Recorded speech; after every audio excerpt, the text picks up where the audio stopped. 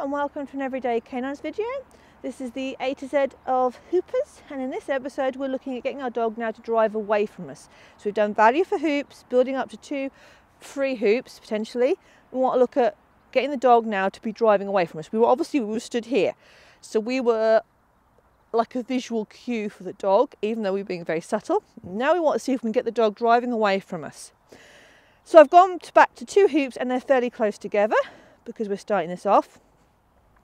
And I would begin with Merlin here, and I'm now going to just subtly change my body position. Good boy. So I'm standing sideways on rather than facing it. And I'm using the bigger toy now because I'm going to get further away and I want to make sure he can see what I'm doing. He can see where the reward is. Now that was fairly straightforward because he just built up a load of value for these 2 hoops. He actually just went and picked to go through 2 of them. You saw I stood there, but I changed my body position. So I could do this even subtly. I could be here, and as he was choosing to go, I could turn to make it even a subtler transition. You shouldn't need to do that too many times. Good boy. And then what I want to do is I want to start moving back. So I want to be here when he goes. Good boy. And again, I'm throwing my toy as he's going through that last hoop, so he's looking ahead of him.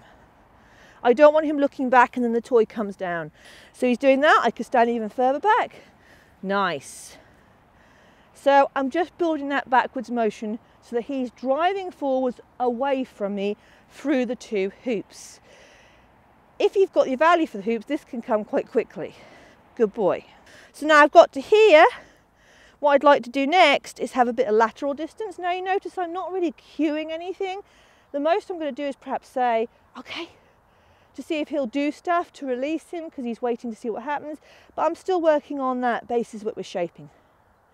So sometimes he needs to know we're in work mode. What are you going to do? What you going to do? Merlin was a very motion based. Yes, good boy.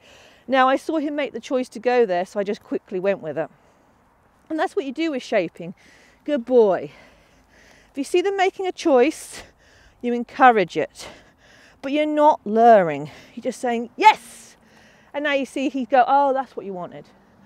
Just encouraging that. And the yes, the verbal yes tells him that's what I want. And then he's driving onto the toy. Again, we're not luring. I could obviously have this toy here and he'd drive through away from me. But that's not what I want to do. I want him to learn to do this by himself. And as I said, Merlin was a very motion-based dog from agility.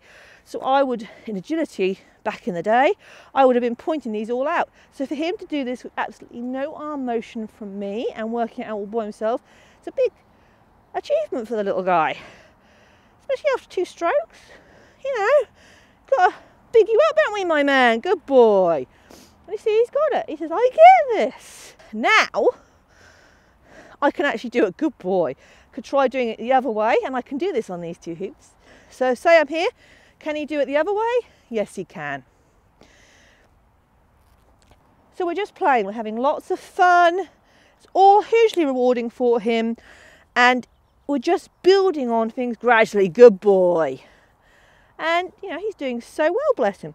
So that's what we want. Forward drive. Good boy, my man. Good boy.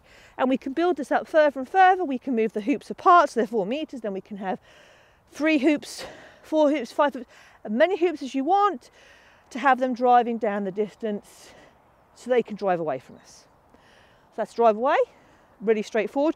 Once you've got that foundation, as I said to you before, it'll build up really quickly. And you're going to soon have a dog that's driving on beautifully. So I hope you've enjoyed this Everyday Canines video. And if you have, you might subscribe to the YouTube channel, and you can check us out on Facebook and Instagram. And I hope to see you all again very, very soon.